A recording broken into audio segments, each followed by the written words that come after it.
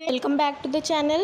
So today we are here to discuss the worksheet number 44 जो कि है class 6 to 8 की. ठीक है, तो हमारी वर्कशीट का टॉपिक जो है वो यमुना पोल्यूशन से रिलेटेड है. चलिए देखते हैं वर्कशीट में क्या लिखा है. Yamuna river is the main source of water in Delhi.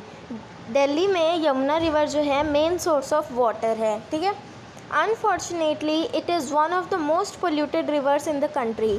और अनफॉर्चुनेटली ये क्या है, दिल्ली में सबसे मोस्ट पोल्यूटेड रिवर है. ठीक है, due to this reason it is known as the dead river. इसी वजह से इसे डेड रिवर के नाम से जाना जाता है.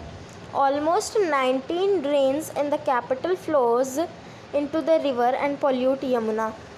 ऑलमोस्ट जो 19 ड्रेन्स यानी कि ड्रेन आप सब जानते होंगे नालों को कहते हैं, उन सभी का जो गंदा पानी होता है वो सब यमुना में जाता है. ठीक है, अब इसके हमें 4 रीज़न्स बताए हैं कि ये पोल्यूशन यमुना पोल्यूशन होता क्यों है.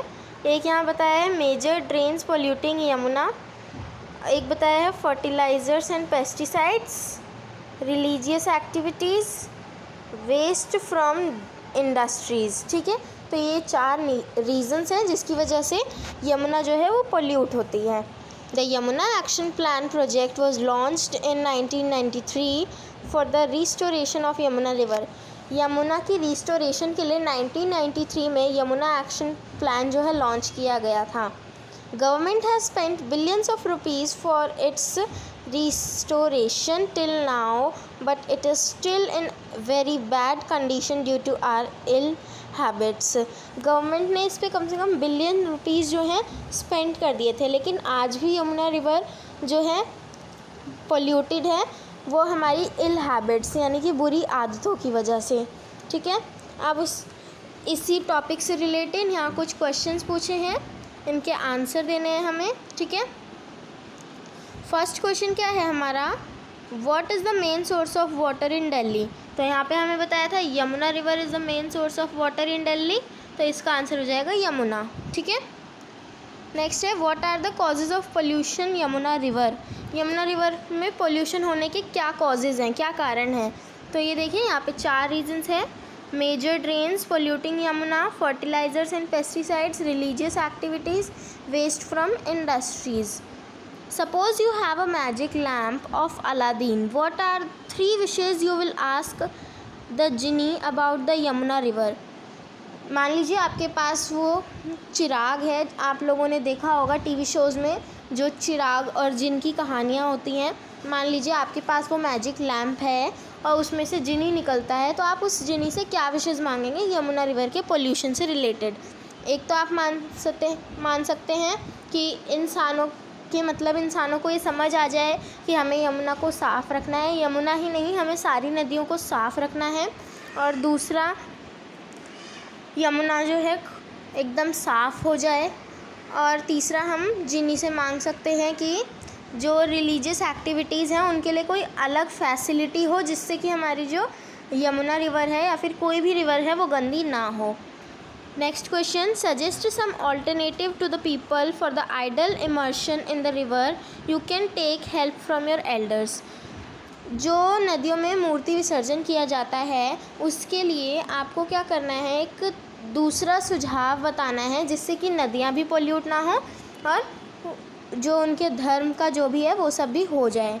तो उसके लिए आप कई चीज़ें सुझा सकते हैं, जैसे कि मैं आपको इन 4 प्रश्नों के उत्तर दिखा देती हूँ लिखित में, ताकि आप ऊपर के 3 प्रश्न भी कर पाएँ और चौथा प्रश्न भी मैं आपको बता देती हूँ. तो ये देखिए आपकी स्क्रीन पे आपको आंसर दिख रहा होगा. सबसे पहले का क्या बताया था मैंने आपको, यमुना. और सेकंड में 4 रीज़न थे, मेजर ड्रेन्स, फर्टिलाइज़र्स और pesticides, religious activities, waste from industries. ठीक है, थर्ड क्वेश्चन था कि हम जिनसे क्या क्या मांगेंगे. तो may people aware about cleanliness, clean the Yamuna river, there will be some arrangement for religious activities. और क्वेश्चन नंबर 4 क्या था कि हमें मूर्ति विसर्जन के लिए कोई अन्य सुझाव बताने हैं जिससे कि हमारी नदियाँ भी पोल्यूट ना हो और लोगों के धर्म को भी ठेस ना पहुँचे। तो इसका हम फर्स्ट रीज़न लिख सकते हैं, should not use chemical made idols. हमें केमिकल से बने आइडल्स यानी कि केमिकल से बनी मूर्तियाँ जो हैं यूज़ नहीं करनी चाहिए।